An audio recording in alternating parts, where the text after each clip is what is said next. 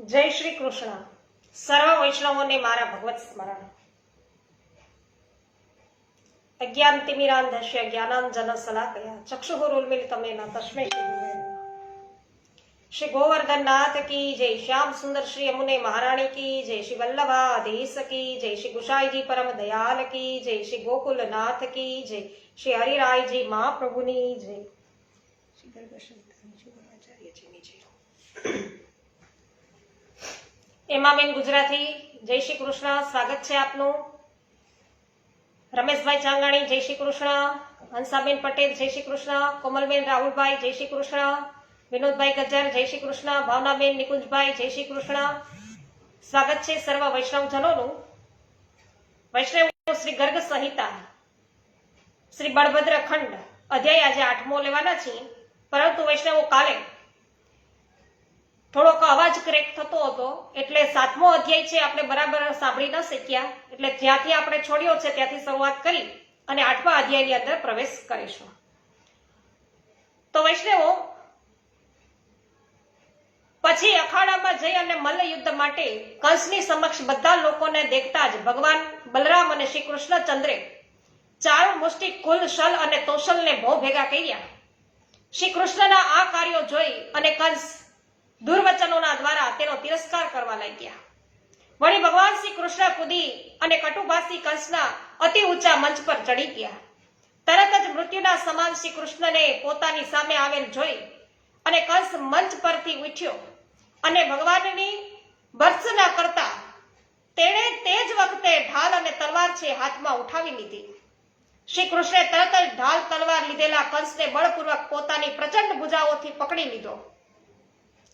પરંતુ ગરુડની ચાંચમાંથી જેમ સર્પ છૂટી જાય તે પ્રકારે કંસ છે એ ભગવાનના ભુજ બંધનથી નીકળી ગયો અને ઢાલ તલવાર લઈને પુનઃ લડવાના માટે તૈયાર થયો.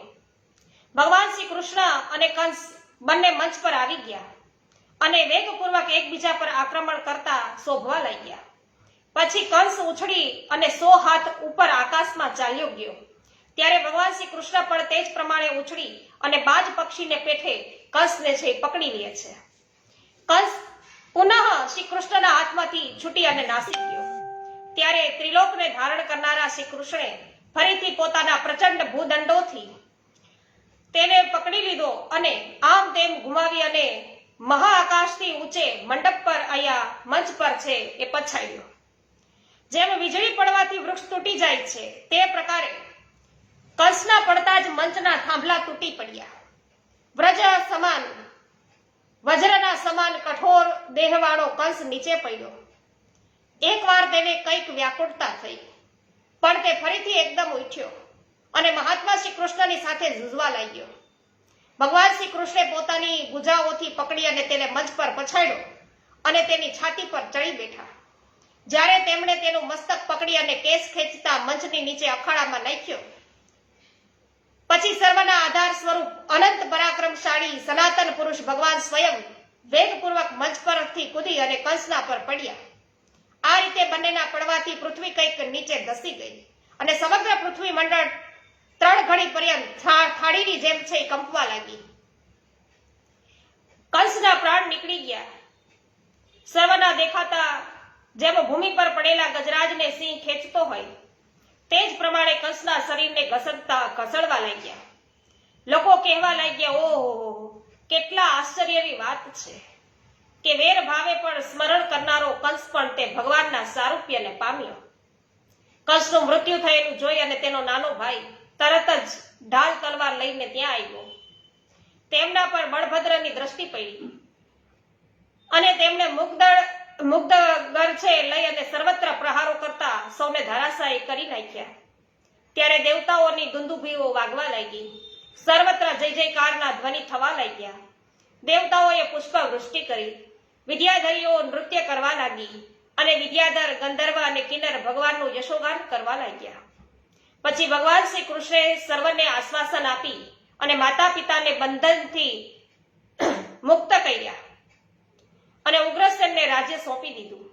પછી યજ્ઞોપવિત સંસ્કાર પૂરા થતા સાંદીપની મુનિની સમીપે જઈ અને બધી વિદ્યાઓનું અધ્યયન કર્યું. દક્ષિણા રૂપે મૃત્યુ પામેલા ગુરુપુત્રોને પુત્ર છે એને પાછો લાવી અને સોંપી દીધો. શંખાસુરનો વધ કર્યો અને પછી તો તે મથુરામાં આવીને નિવાસ કરવા લાગ્યા.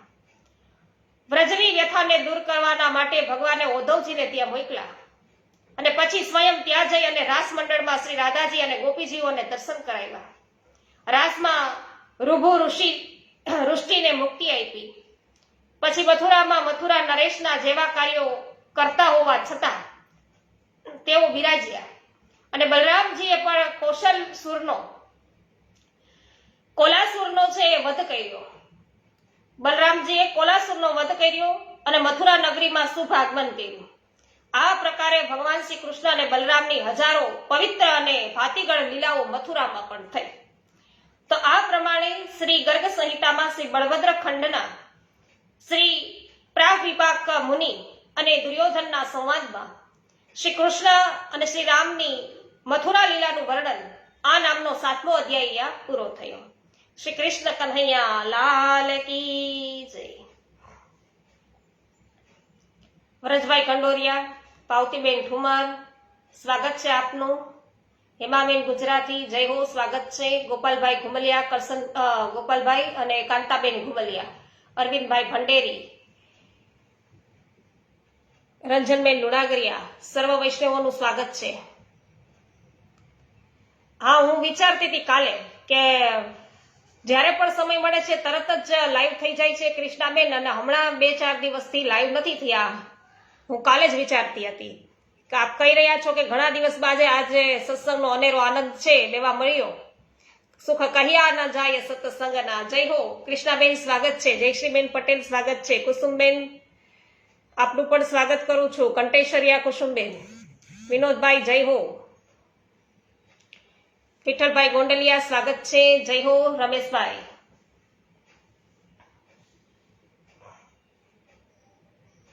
અધ્યાય 8મો લઈએ. કાલ નહોતું સંભળાતું ને એ જ વસ્તુ અત્યારે ફરી પાછી એટલે મેં લઈ લીધી. જયશ્રીબેન, અવાજ કપાતો હતો ને કાલે એટલે. પ્રાવિપાક મુનિ અત્યારે કહી રહ્યા છે કે હે યુવરાજ દુર્યોધન, હવે ભગવાન શ્રી બલરામ અને શ્રી કૃષ્ણની દ્વારિકા લીલાને ટૂંકમાં શ્રવણ કરો. હે ધૃતરાષ્ટ્ર તનય, જ્યારે કંસનું દેહાવસન થયું ત્યારે તેના નહીં રહેવાથી પણ તેની સાથે અતરંગ મૈત્રીનો નિભાવ કરવા જરાસંઘ આવ્યો અને ભગવાને તેના પર વિજય પ્રાપ્ત કર્યો. પછી સમુદ્રની વચ્ચે દ્વારિકા દુર્ગનું નિર્માણ કર્યું. પછી એક જ રાતમાં પોતાના બધા બંધુ બાંધવોને ત્યાં મોકલીને તેમના રહેવાની વ્યવસ્થા કરી.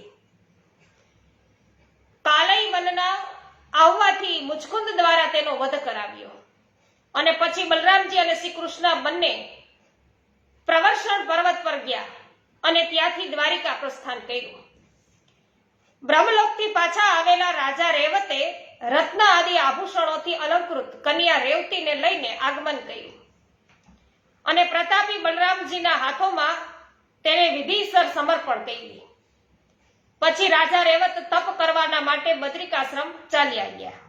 ત્યારબાદ શ્રી કૃષ્ણએ કુંડિનપુર જઈ અને શત્રુઓના દેખાતા રૂકમણીજીનું અપહરણ કર્યું અને જામવતી, સત્યભામા, કાલિંદી, મિત્રવિંદા, નાગનજીતી, ભદ્રા અને લક્ષ્મણાનો અને ભૌમાસુરનો વધ કરી અને 16,000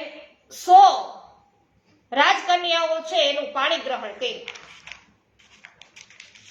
તો હે રાજન, ભીષ્મ કુમારી રૂકમણીના ગર્ભથી ભગવાન શ્રી કૃષ્ણે પ્રથમ પુત્ર પ્રદ્યુમન થયો અને એ કામદેવના અવતાર પોતાના પિતા શ્રી કૃષ્ણના સમાન જ સુંદર. તો તેનાથી અનિરુદ્ધનો જન્મ થયો કે જે બ્રહ્માજીનો અવતાર છે. તો અનિરુદ્ધ છે એ બ્રહ્માજીનો અવતાર છે, પ્રદ્યુમન છે એ કામદેવનો અવતાર. અને ત્યાર પછી એક વખત રાજા ઉગ્રસેનને ત્યાં રાજસુ યજ્ઞનો પ્રસ્તાવ થયો અને દિગ્વિજય માટે પ્રદ્યુમને બીડું છે એ ઝડપી લીધું. યાદવો તથા પોતાના ભાઈઓની સાથે તેમણે વિજય યાત્રાનો પ્રારંભ કર્યો અને જંબુદ્વીપના 9 ખંડો પર વિજય પ્રાપ્ત કરીને કામદૂધ નદના સમીપે તેઓ પહોંચ્યા. ત્યાં વસંત માલિની નામની નગરીના સ્વામી ગંધર્વરાજ પતંગ સાથે તેમનું યુદ્ધ થયું. ગદા યુદ્ધ પ્રારંભ થતા બળદેવજી ના નાના ભાઈ ગદે ગદા દ્વારા ગદાધારી પતંગ પર પ્રહાર કર્યા. પતંગે પણ ગદાના દ્વારા ઘણા વેગથી હૃદય પર પ્રહાર કર્યા. તો આ પ્રમાણે બે ઘડી પર્યંત બંનેમાં યુદ્ધ થયું અને પતંગની ગદા છે એના હારથી ક્ષણભરના લીધે ગદને મૂર્છા આવી ગઈ અને તે વખતે હાહાકાર મચી ગયો અને તેની વચ્ચે કરોડો સૂર્યના સમાન તેજસ્વી એવા બળભદ્રજી છે ત્યાં પ્રગટ થયા અને તેમણે ગંધર્વોની આખી સેનાને હલની નોકના દ્વારા ખેંચી લીધા અને તેના પર કઠોર મુશળનો પ્રહાર કર્યો. તેથી પતંગની આખી સેના, સુરવીર યોદ્ધા, હાથી અને રથ બધું જ ચૂરેચૂરા થઈ ગયું. ત્યારે તો રથહીન પતંગ ભયભીત થઈ અને પોતાને નગર ચાલ્યો ગયો અને યાદવોથી યુદ્ધ કરવાના માટે પછીથી વ્યુહાકાર સેના સજાવવા લાગ્યો. બળભદ્રજીએ જ્યારે એ જાણ્યું ત્યારે તે અત્યંત ક્રોધિત થઈ અને ગંધર્વોની વત્સમાલિની નામે વિશાળ નગરીને કે જેનો વિસ્તાર 100 યોજનનો હતો એ હળના દ્વારા ઉઠી અને આ નદીમાં ડોળી દેવા માટે તેને ખેંચવા લાગ્યા.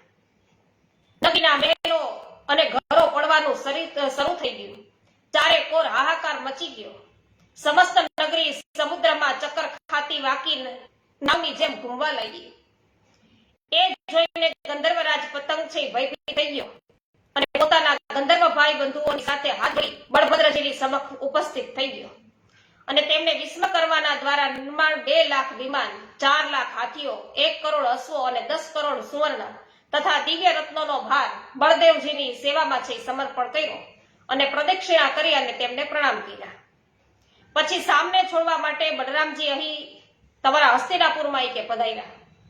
દુર્યોધનને કે છે ને એટલે તો કે છે કે અહીંયા હસ્તિનાપુરમાં પધાર્યા અને તમારી બધાની સમક્ષ તેમણે હળની અણીથી તમારા નગરને ઉખેડી નાખ્યું અને ગંગામાં ડુબાડવાના માટે ખેંચવા લઈ ગયા. પછી નાગકન્યા ગોપીઓની સાથે રાસમંડળમાં યમુનાજીને પણ હળની અણીથી ખેંચ્યા અને પછી એક વખતની વાત છે કે નારદજીની પ્રેરણાથી ભૌમાસુરના સખા અને સુગ્રીવજીના મંત્રી દ્વિવેદ નામે વાનર એ યુદ્ધ કરવાના માટે આવ્યા. રૈવતક પર્વતના પર બલરામજીની સાથે 4 ઘડી સુધી યુદ્ધ થયું અને તે વૃક્ષ અને શિલાઓના દ્વારા બલરામજી પર પ્રહારો કરતો હતો. એ સ્થિતિમાં બલરામજીના મુશળ દ્વારા તેના મસ્તક પર ચોટ થઈ પણ તે મર્યો નહીં અને ફરીથી બલરામજીને મુક્કા મારીને દોડ્યો. તો ભગવાન અચ્યુતના મોટા ભાઈ બલરામજીએ પોતાના બંને હાથોથી એને પકડી લીધો અને રૈવતક પર્વત પર મારો છે ચાલુ કર્યો. પછી તેના હૃદયમાં ઘણા જોરથી મુષ્ટિ પ્રહાર કર્યા. ત્યારે વાનર છે એ નીકળ્યો અને તેના પડવાથી વૃક્ષ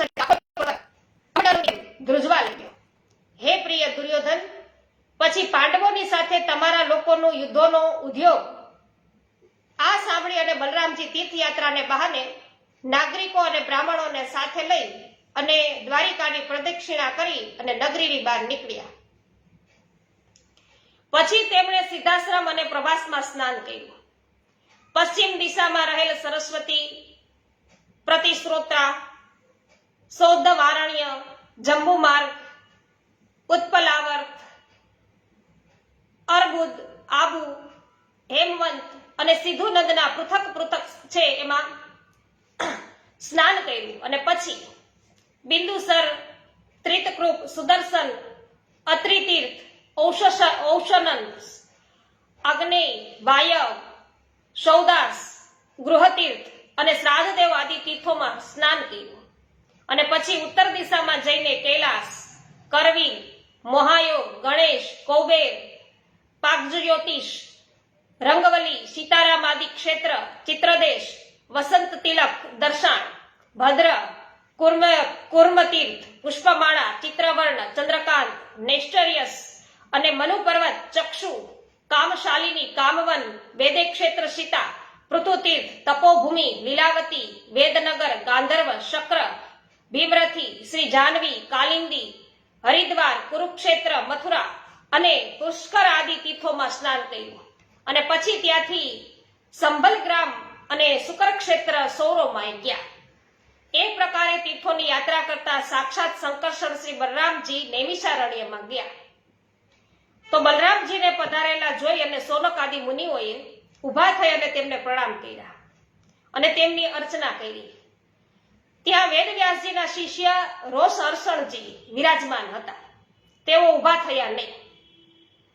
તો બલરામજીએ એ જોઈ અને હાથમાં જે કુશા લીધી હતી ને તેની અણીથી મુનિને નિહિત કર્યા. આ જોઈને બધા મુનિઓ છે હાહાકાર કરવા લાગ્યા. એટલે બલરામજીએ આ બધું જોયું. બધા લોકોને પવિત્ર કરનાર હોવાથી પણ તેમણે લોક સંગ્રહના માટે પોતાની શુદ્ધિની ઈચ્છાથી 12 મહિના સુધી તીર્થ સ્નાન કરવાનું વ્રત કર્યું અને ત્યાં ઇલવલનો પુત્ર બલવલ નામનો દૈત્ય રહેતો હતો. તે નૈમિષારણ્યમાં પર્વોના પ્રસંગે ભયંકર આંધીની સાથે ધૂળની તથા દુર્ગંધપૂર્ણ પિલ, લોહી, વિષ્ટા, મૂત્ર, મદિરા અને માંસ આદિની વર્ષા છે એ કરતો. તેની જીભ છે હંમેશા લપકારા મારતી. વજ્રના સમાન દઢ તેમના અંગો હતા. કજ્જલગીરીના સમાન તેની કાળી આકૃતિ હતી અને તપાવેલા ત્રાંબાના સમાન મૂછ દાઢીવાળો એ અસુર ઘણો જ ભયંકર દેખાતો હતો. તો ઋષિ બ્રાહ્મણોને શાંતિના માટે ભયંકર અસુરને બલરામજીએ આકાશમાં ખેંચી અને તેના મસ્તક પર મૂષણ વડે પ્રહાર કર્યો. તો મૂષણની ચોટ લાગતા જ તેના પ્રાણ નીકળી ગયા અને તે આકાશેથી નીચે પડ્યો. પછી પ્રસન્નતાથી ખીલેલા મુખવાળા મુનિઓએ બલરામજીનું સ્તવન કર્યું અને તે મોટા મોટા આશીર્વાદ છે બધા દેવા લાગ્યા. અને જે પ્રકારે વૃત્રાસુરનો વધ કરનાર ઇન્દ્રના દેવતાઓ છે એનો લોકોએ અભિષેક કર્યો હતો તે પ્રકારે અહીંયા બલરામજીનો પણ અભિષેક કર્યો. અને પછી મુનિઓની આજ્ઞા લઈ અને બલરામજી એ સરયુ, કૌશિકી, માનસરોવર, ગંડકી અને ગૌતમી આદિ તીર્થોમાં સ્નાન કર્યું અને પછી અયોધ્યા, નંદીગ્રામ, બહર્ષમતી અને બ્રહ્માવર્ત આદિ તીર્થોમાં સ્નાન કરી અને તે તીર્થરાજ પ્રયાગમાં પધાર્યા અને ત્યાં 10,000 હાથીઓનું એમણે દાન કર્યું. પછી ચિત્રકૂટ, વિંધ્યાચળ, કાશી, વિપાશા, શોણ, મિથિલા અને ગયા આદિ તીર્થોમાં તેઓ સ્નાન કરી અને ગંગાસાગર સંગમ પર ગયા. ત્યાં સુવર્ણના શિંગડાથી અને સુંદર વસ્ત્રોથી શોભિત એવી 100 કરોડ ગાયોનું બ્રાહ્મણોને દાન આપ્યું. પ્રત્યેક ગોપુર સુવર્ણ અને રત્નોના ભાર પૃથક રૂપે લાદેલા હતા.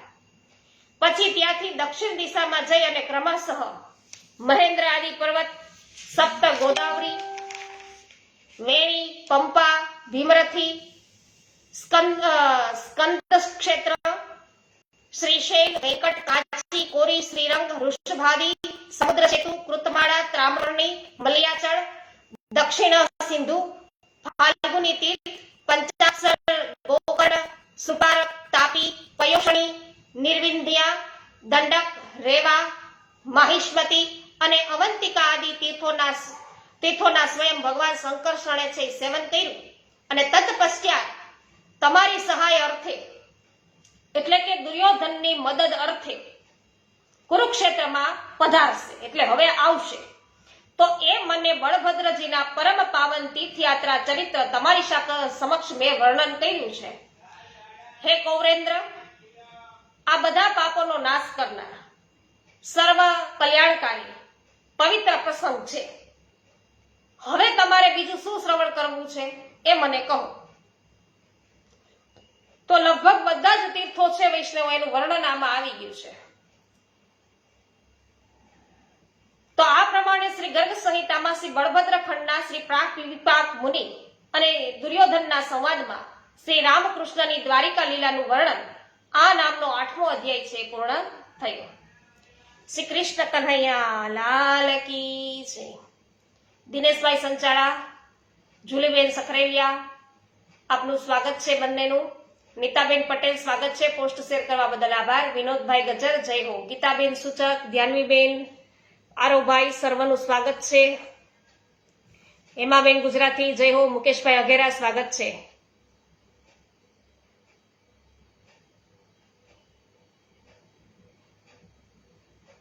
અચ્છા, અવાજ કપાતો હતો એવું હતું. જયશ્રીબેન કે છે. હા, દીપકભાઈ જાની, આપનું સ્વાગત છે. રાજેશભાઈ દેસાઈ, સ્વાગત છે. બાબુભાઈ ગોટી, સ્વાગત છે. હેમાબેન આભાર. સુરેશભાઈ પોકિયા, સ્વાગત છે. ગીતાબેન ગજેરા, સ્વાગત છે. કથિરિયા વલ્લભભાઈ, સ્વાગત છે. ગોવિંદભાઈ વરુ, આપનું સ્વાગત છે. મનભાઈ વોરા, સ્વાગત કરું. જીતુભાઈ પોકિયા, સ્વાગત છે. કુંદનબેન પરમાર, આપનું પણ સ્વાગત કરું છું.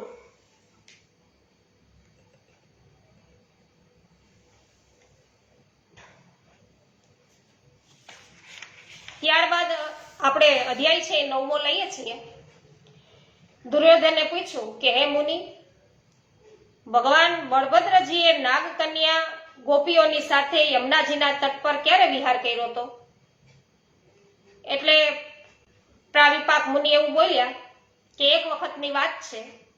વ્રજના સુહૃદ બંધુઓને મળવાની બલરામજીના મનમાં ઘણી ઉત્કંઠતા થઈ. ત્યારે તેઓ તાલધ્વજ યુક્ત રથ પર આરૂઢ થઈ અને દ્વારકાથી નીકળ્યા અને ગાયો છે, ગોપાલો છે, ગોપીઓથી ભરેલા ગોકુળમાં આવ્યા. નંદરાજ અને યશોદાજી પણ ઘણા દિવસોથી તેમને મળવા માટે ઉત્કંઠિત હતા. તેથી તેમણે બળભદ્રજીને હૃદય સરીસા લગાવ્યા અને પછી બલભદ્રજી ગાયો, ગોપીઓ અને ગોપાલોને મળ્યા અને વસંત ઋતુના 2 મહિના નિવાસ કર્યો ત્યાં. અને પહેલા જે નાગકન્યાઓના ગોપી થવાનું વર્ણન આપણે અગાઉ જે જોઈ ગયા અધ્યાયમાં, એ જે વર્ણન કરવામાં આવ્યું હતું એ પ્રકારે તેમણે ગર્ગાચાર્યજી પાસે બળભદ્રજીના પંચાંગ પ્રાપ્ત કરીને તેમને સિદ્ધ કર્યા હતા.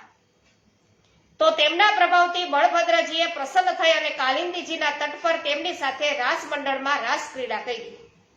અને તે દિવસે ચૈત્રની પૂર્ણિમા હતી.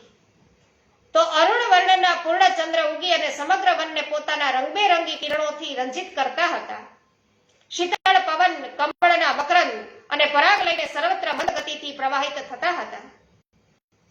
આનંદદાયીની યમુનાજી પોતાની ચંચળ લહેરોથી નિર્મળ પુલિન ભૂમિને વ્યાપ્ત કરતી હતી.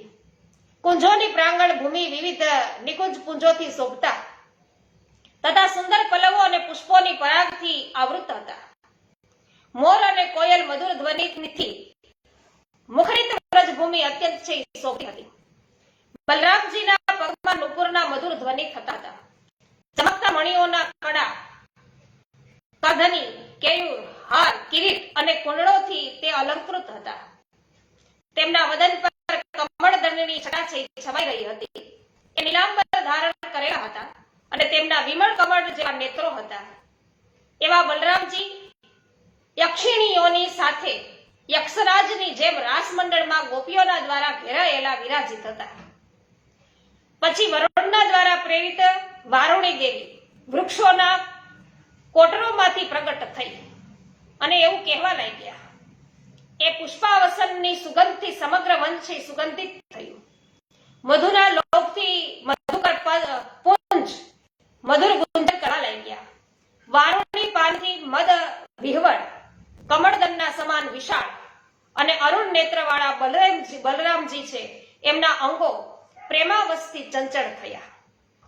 પછી લીલા વિરાહજન્ય શ્રમના કારણે જળકળની પેઠે છે પરસેવાની બુંદો તેમના મુખ પર પ્રગટ થઈ ગઈ અને તેમણે કપોલો પર રચિત એવી ચિત્રકારીને ધોઈ નાખી. પછી ગજરાજ જેવી ચાલવાળા અને ગજેન્દ્ર એરાવતની સૂંઢના સમાન વિશાળ ભુજાઓ વાળા બળદેવજી ગોપીઓ સાથે ક્રીડા કરવા લાગ્યા. તેમના સિંહસ્કંદ સમા ખભા પર હળ અને હાથમાં મુશળ શોભતા હતા. કરોડો કરોડો પૂર્ણ ચંદ્રમાઓની પ્રભા સમાન તેમનું તેજ છે ફેલાતું હતું. દેદીપ્યમાન રત્નોના મંસિર, ચંચળ, નુપુર, મધુ શબ્દ કરતા સુવર્ણમય કિંકણી, કડા, તાટક, હાર, શ્રીકંઠ, વીટી અને શિર પર દિવ્ય મણિભૂષણ શોભતા હતા. કાળી નાગણને લજવનારા કૃષ્ણ અલકાવલીની વેણીથી યુક્ત અને કપોલો પર ચિત્રિત મનોહર પત્રાવલીથી શોભતી ગોપ સુંદરીઓની સાથે અખિલ ભુવનપતિ ભગવાન બલરામજી ત્યાં વિરાજિત થઈ અને રાસ વિહાર કરવા લાગ્યા. તો આ બધી નાગકન્યાઓ છે વૈષ્ણવો. અને પછી યમુનાજીના કિનારે વનમાં વિચરણ અને ક્રીડા કરતા બલદેવજી છે એ બલદેવજીના મુખકમળ પર પરસેવાના ટીપા દેખાયા. ત્યારે તેમણે સ્નાન તથા જળ ક્રીડા કરવાના માટે દૂરથી જ યમુનાજીને પોકાર્યા, પણ યમુનાજી આવ્યા નહીં. પછી તો બળદેવજીએ હળની અણીથી યમુનાજીને ખેંચી લીધા અને બોલ્યા કે આજે મેં તમને બોલાવ્યા, પણ તમે મારું અપમાન કરીને આવ્યા નહીં. તમે મનમાન્યો વર્તાવ કરનાર છો, ઠીક છે. હવે આ મુસળના દ્વારા હું તમારા 100 ટુકડા કરી નાખું છું.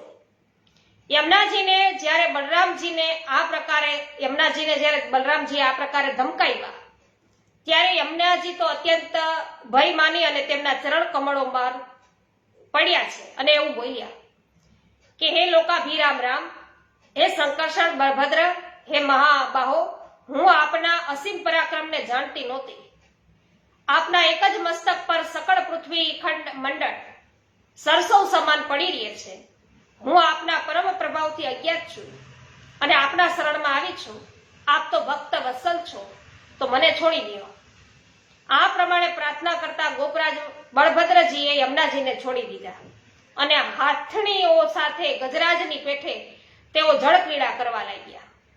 પછી તેમના યમુનાજીની બહાર નીકળતા યમુનાજીએ આવી અને તેમને ઘણા નીલ વસ્ત્રો, સુવર્ણ અને રત્નોના આભૂષણો છે ભેટ કર્યા. તો હે દુર્યોધન, બલરામજીના એ બધા વસ્ત્રાભૂષણો છે એ વસ્ત્રાભૂષણોને જુદી જુદી ગોપીઓ છે એને વેચી દીધા અને પોતે નીલાંબર તથા નવીન રત્નોથી બનેલી સુવર્ણ માળાને ધારણ કરી અને ઐરાવતની પેઠે વિરાજમાન થયા. હે કૌરેન્દ્ર, આ પ્રમાણે ક્રીડારત યાદવેન્દ્ર શ્રેષ્ઠ બલરામજીએ વસંત ઋતુની રાત્રિ પસાર કરી અને જે પ્રકારે હસ્તિનાપુરના જોવાને ભગવાન બલરામજીના પરાક્રમના દર્શન થાય છે તે પ્રમાણે જ આજ સુધી યમુનાજી વાંકા ચૂકા માર્ગેથી પ્રવાહિત થતા, એટલે આ વાંકા ચૂકા માર્ગેથી પ્રવાહિત થતા હતા, વહેતા હતા, તેમની શક્તિને છે એ સૂચિત કરે છે. તો ભગવાન બલરામજીની આ રાસલીલાનો પ્રસંગ જે મનુષ્ય સુણે છે અથવા સુણાવે છે તે બધા પાપોથી મુક્ત થઈ અને પરમાનંદ પદને પ્રાપ્ત થાય છે. હે યુવરાજ, હવે શું શ્રવણ કરવા ઈચ્છો છો?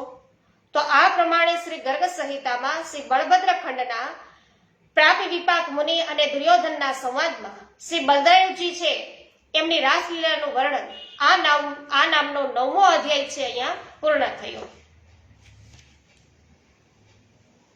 શ્રી કૃષ્ણ કન્હૈયા લાલ કી જય. પરેશભાઈ ગજેરા, સ્વાગત છે આપનું. પોસ્ટ શેર કરવા બદલ આભાર. નીતાબેન પટેલ જય હો. વિપિનભાઈ ડોબરિયા, સ્વાગત કરું છું. મનીષાબેન અગેરા, સ્વાગત છે. પોસ્ટ શેર કરવા બદલ આભાર.